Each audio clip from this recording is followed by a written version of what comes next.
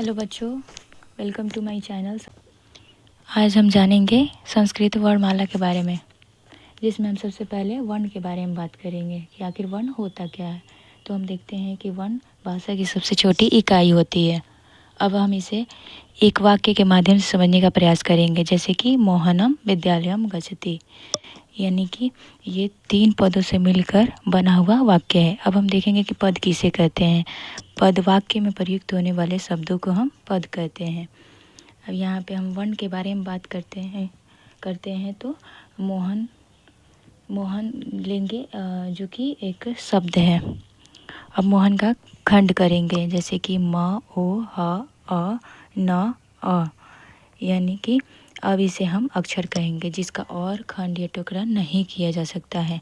अब हम देखेंगे वर्ण के भेद कितने होते हैं। वर्ण के 3 भेद होते हैं। पहला होता है स्वर, दूसरा व्यंजन, अयोगवा। स्वर की अगर हम बात करें तो स्वर की संख्या 13 होती है, जिसे हम अच कहते हैं। व्यंजन की संख्या 33 होती है, जिसे हम हल कहते हैं। अयोगवा 4 होते हैं। अब हम बात करें स्वर्ण वर्ण के बारे में, तो ये वे वर्ण होते हैं जो दूसरे वर्णों की सहायता के बिना बोले जाते हैं, स्वर कहलाते हैं।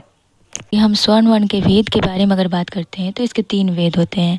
पहला ह्रस्व स्वर, दूसरा दीर्घ स्वर, तीसरा प्लुत स्वर। ह्रस्व स्वर वो होता है जिसके उच्चारण में एक मात्रा का समय लगता है, इसे हम ह्रस्व स्वर कहते हैं। ह्रस्व स्वर 5 होता है, जैसे कि अ हो गया, ई हो गया, उ हो गया, री हो गया, लिरी हो गया। इन्हें हम मूल स्वर भी कहते हैं। अब हम बात करते हैं दीर्घ स्वर के बारे में। तो दीर्घ स्वर वह होता है जिसमें 2 मात्रा का समय लगता है, इसे हम दीर्घ स्वर कहते हैं। ये 8 होते हैं टोटल, जैसे कि आ हो गया, यानी कि हम यहाँ पे देखते हैं कि ह्रस्व स्वर की अपेक्षा में दीर्घ स्वर में ज़्यादा समय लगता है। आ हो गया, ई हो गया, उ हो गया, री हो गया, ई हो गया, ए हो गया, ओ हो गया, अ हो गया, ये सारे हमारे क्या हो गए, दीर्घ स्वर हो गए। यहाँ पे हम बात करें ए, ऐ, ओ, औ, इनको हम संयुक्त स्वर भी बोलते हैं। अब हम बात करते हैं प्लुत स्वर के बारे में। प्लुत स्वर यानी कि ऐसा स्वर जिसके उच्चारण में 3 मात्रा का समय लगता है, उसे हम प्लुत स्वर कहते हैं। एग्जाम्पल के लिए हम देखते हैं कि ओम हो गया। आज के वीडियो में हमने जाना स्वर के बारे में।